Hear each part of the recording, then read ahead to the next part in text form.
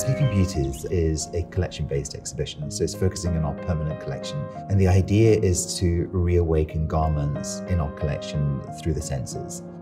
We came up with the title Sleeping Beauties is wonderful and poetic and romantic, but it could be many, many things. So Andrew also thought of the dress code. I said, what are we going to say to people to wear to this night? And he said, well, what about Garden of Time?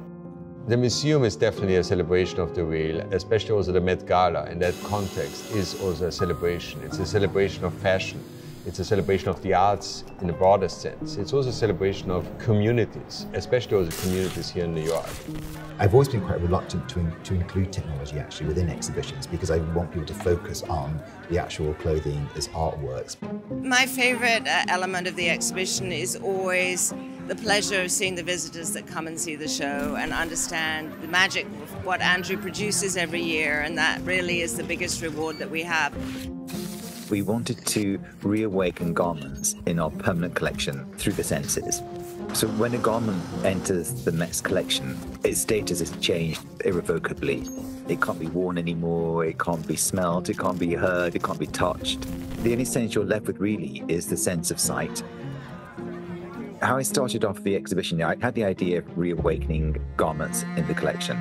And initially, I was gravitating towards sort of masterpieces, so pieces that I love and that I've always wanted to see reawakened. I think it's the first time we've shown all of the skills and expertise of my colleagues in the department.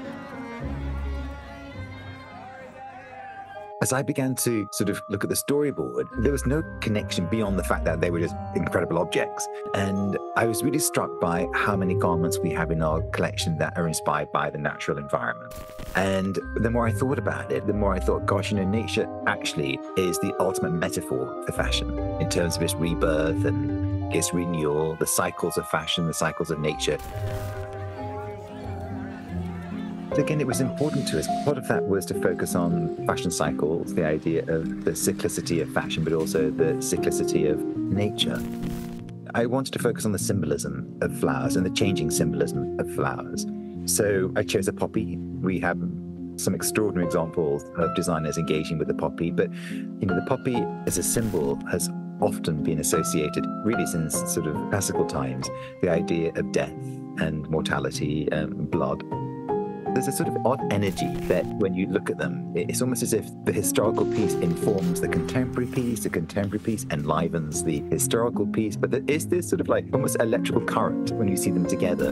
I'm always marveling at the sort of artistry of fashion. So I try to strike a balance between really focusing on exactly like the artistry, but also a cultural context for it. And I think this one's new for me in a way, because I think what I tried to do for this exhibition was to sort of move the needle of costume studies, not away from, but also towards more of an emotional and sensorial interpretation of fashion. So not just artistic, not just cultural, but also sensorial and emotional.